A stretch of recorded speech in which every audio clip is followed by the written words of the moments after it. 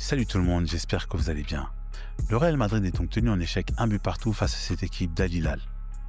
Alors les amis, on va aller droit au but. Cette première mi-temps, personnellement, je l'ai trouvée laborieuse. Laborieuse de la part du Real Madrid. Alors je vais vous expliquer pourquoi.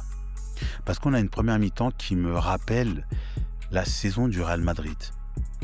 Pas d'intensité, pas de pressing. Une première mi-temps où cette équipe du Real va être dominée. L'équipe d'Al Hilal est une très bonne équipe. Ce sont des joueurs, la plupart, qui ont évolué en Europe. Le niveau est bon. Mais quand vous vous appelez le Real Madrid et que vous marchez, c'est incompréhensible. Alors, malgré ça, le Real Madrid va ouvrir la marque, 1-0 à la 34e minute. Un but qui va venir sur un contre. Un contre mené par Rodrigo qui va centrer sur Gonzalo Garcia, qui n'a plus qu'à la mettre. En lobant le gardien, ça permet au Real Madrid de passer devant. Les amis, on va être sérieux. Ce but, il est chanceux. Il est chanceux dans le sens où jamais ce Real doit mener au score. Malgré tout, l'équipe d'Al Hilal ne va pas se dégonfler. Elle va logiquement égaliser à la 41e minute. Mais elle va égaliser parce que vous avez un défenseur Asensio qui a un moment d'égarement et qui commet une faute dans sa surface de réparation. Penalty que décide d'attribuer l'arbitre à l'équipe d'Al Hilal, un penalty qui va être transformé, un but partout. Les amis, j'ai aimé la première mi-temps d'Aurélien Tchouaméni, qui a sorti son équipe de pas mal de situations dangereuses. J'ai aimé la prestation également du gardien en première mi-temps, Thibaut Courtois, qui a fait des arrêts décisifs comme d'habitude. Par contre, il y a des joueurs en première mi-temps que j'ai trouvé très inquiétants. Des joueurs comme Vinicius, comme Rodrigo, comme Bellingham. Des joueurs, vous savez, qu'on attend beaucoup.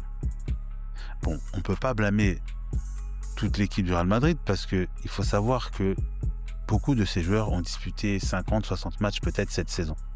Et là, on leur demande de fournir un effort considérable sous une chaleur pas possible. Ça peut s'entendre.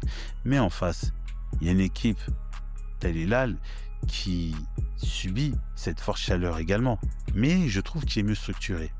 On va me dire oui, le Real Madrid a un nouvel entraîneur, Xabi Alonso. C'est son premier match officiel sur le banc du Real Madrid. Mais en face, il y a également un nouvel entraîneur, Inzaghi, qui est arrivé cet été. On a vu des choses en première mi-temps de la part de cette équipe d'Al Hilal. Ce n'a pas été le cas du Real Madrid. La seconde période va être un petit peu différente. On sent un Real Madrid qui veut prendre le jeu à son compte. Ils vont se créer pas mal d'occasions, d'ailleurs, une occasion très franche de la part d'Arda Güler qui va frapper sur la barre. Je pense que il y a la place pour faire de grandes choses encore dans cette équipe. Il y a de nouvelles recrues, Hussein et Trent Alexander-Arnold. La prestation de Trent Alexander-Arnold a été neutre. Je trouve que pour son premier match, il n'a pas été flamboyant. Il n'a pas apporté offensivement, comme il le fait naturellement. Ce Real Madrid devra beaucoup travailler, notamment au niveau de l'aspect défensif, devra recruter, je pense. Recruter au milieu de terrain. Je l'ai dit lors d'une vidéo il y a quelques semaines sortie sur le Real Madrid justement, qui finissait deuxième de son championnat derrière le FC Barcelone. Je disais justement dans cette vidéo qu'il va falloir qu'il recrute au milieu de terrain parce que je trouve qu'il manque un leader technique au milieu de terrain pour pouvoir faire le lien entre les défenseurs et l'attaque. Donc oui, il a du travail. Xabi Alonso, l'entraîneur du Real Madrid, a beaucoup de travail.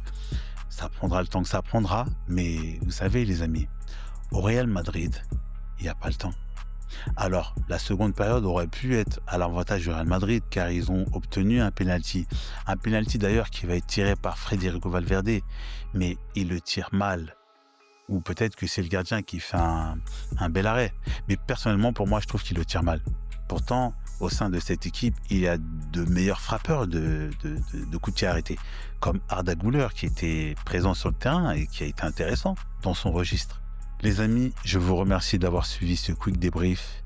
On se retrouve très prochainement sur cette même chaîne pour les prochains matchs de la Coupe du Monde des clubs.